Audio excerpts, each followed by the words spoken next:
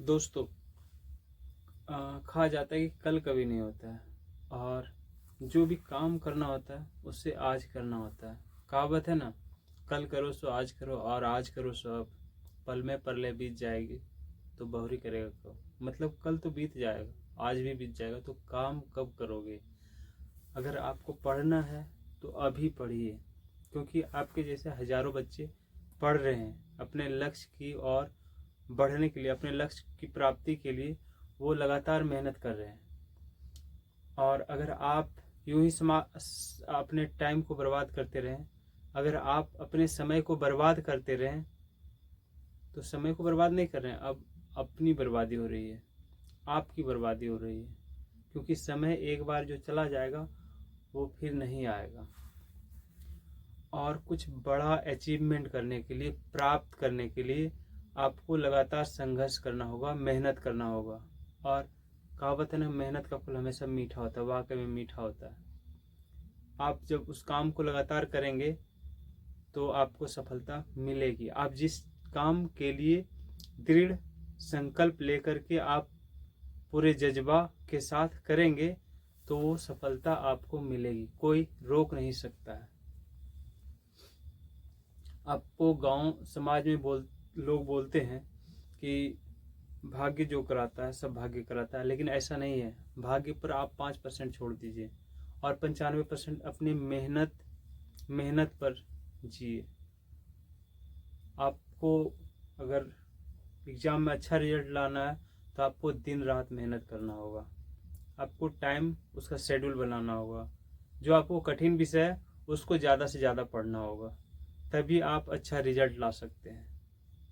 चलिए आज हम केमिस्ट्री का पहला चैप्टर का कुछ क्वेश्चन बताते हैं, आप उसको समझिए। संभवतः जो इम्पोर्टेंट क्वेश्चन है आज उसी को बताएंगे। आज पहला स्टार्ट करते हैं, अपचयन उपचयन अभिक्रिया क्या है। देखिए, अपचयन उपचयन अभिक्रिया क्या है। हमारे दैनिक जीवन में जो है ना, अपचयन और उपचयन अभिक्रिया होते रहता है। उपचयन अभिक्रिया वह अभिक्रिया है जिसमें, अभी हम यहाँ सूत्र भी लिखाएंगे, तो उपचयन अभिक्रिया वह अभिक्रिया है जिसमें ऑक्सीजन जो है किसी पदार्थ के साथ जुड़ते रहता है। और अपचयन अभिक्रिया वह अभिक्रिया है जिसमें ऑक्सीजन की कमी होती है। तो जिसमें ऑक्सीजन की कमी होगी वह अपचयन अभिक्रिया होगा, और जिसमें ऑक्सीजन की वृद्धि होगी वो उपचयन अभिक्रिया होगा। चलिए इसका समीकरण के जरिए समझते हैं।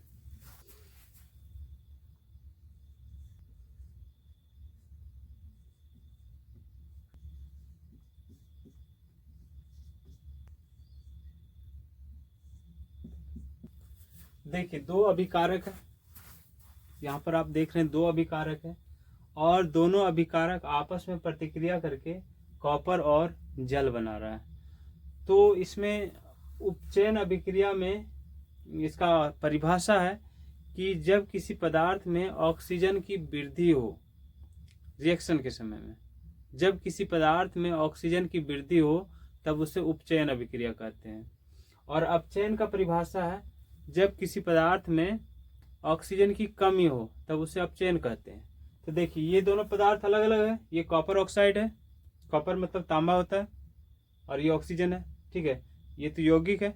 कॉपर ऑक्साइड हाइड्रोजन गैस के साथ अभिक्रिया करके कॉपर अलग हो जाता है और जल अलग हो जाता है। तो यहाँ पर देख रहे हैं कॉपर ऑक्साइड से यहाँ कॉपर बन गया, यानी इसमें ऑक्सीजन की कमी हो रहा है। इसको नहीं, ये तो बना हुआ पदार्थ है, ये दोनों रिएक्शन करके ये बना है, ठीक है। तो इसको देखना है, इसमें इसका क्या हुआ, ऑक्सीजन कम हो गया। जब ये बना तो इसका ऑक्सीजन हट गया, तो इसका अपचयन हुआ। हम इसको यहाँ अपचयन लिखेंगे। कॉपर ऑक्साइड का क्या हुआ, अपचयन इसका। अब देखिए हाइड्रोजन के साथ क्या हुआ, ऑक्सीजन जुड़ गया। ये ऑक्सीजन इसके साथ जुड़ गया, मतलब हाइड्रोजन के साथ ऑक्सीजन की वृद्धि हो रही है, तो इसका उपचयन हुआ।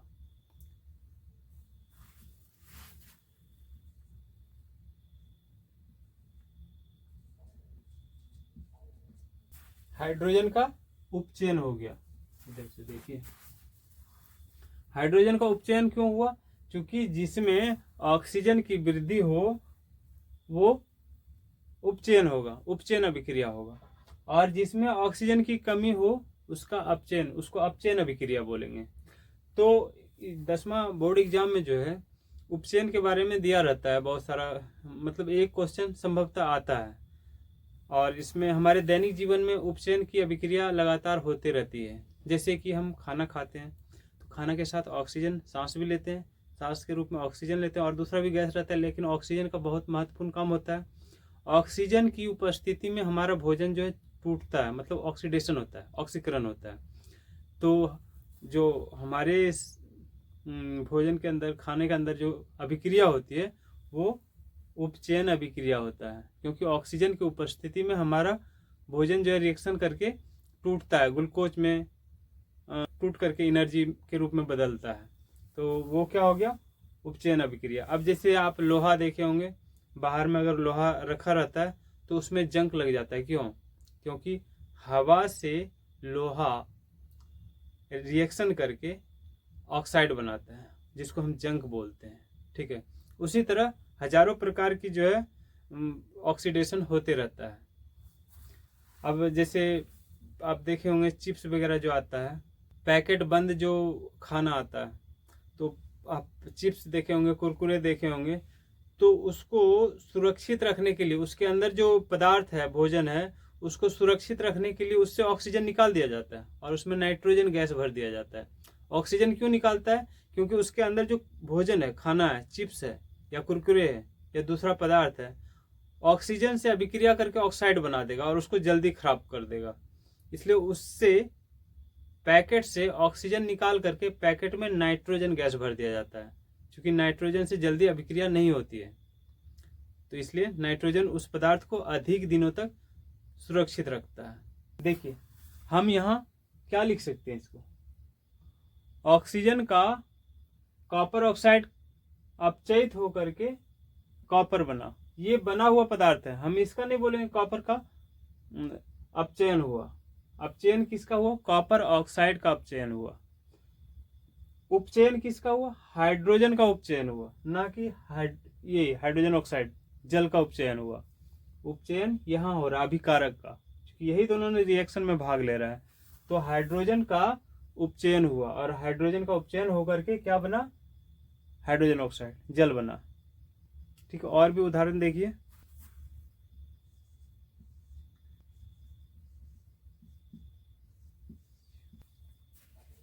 देखिए जिंक ऑक्साइड कार्बन से विक्रिया करके जिंक अलग हो रहा है और कार्बन मोनोऑक्साइड बना रहा है।